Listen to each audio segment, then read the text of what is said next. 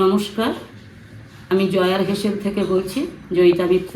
আজ আবার একটা নতুন ভিডিও নিয়ে আপনাদের কাছে আমি উপস্থিত হয়েছি। আজ আমি আপনাদের করে দেখাবো টক ডাল, এবং সেই টক ডালটা আমি করব আমার ছাদ বাগানে। আম গাছে আম হয়েছে, যে গাছে 12 মাস আম হয়। এখন আম বড় হয়েছে, ছোটও আছে, আবার নতুন করে মুকুল আসতে শুরু করেছে।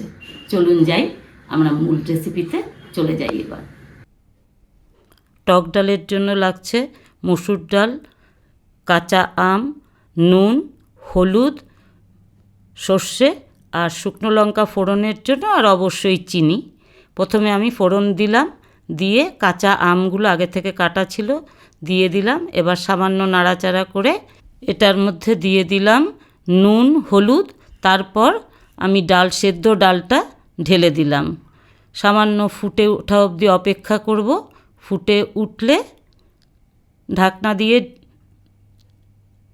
সামান্য নাড়াচাড়া করে এর মধ্যে আমি দিয়ে দেব এখন পরিমাণ মতো চিনি।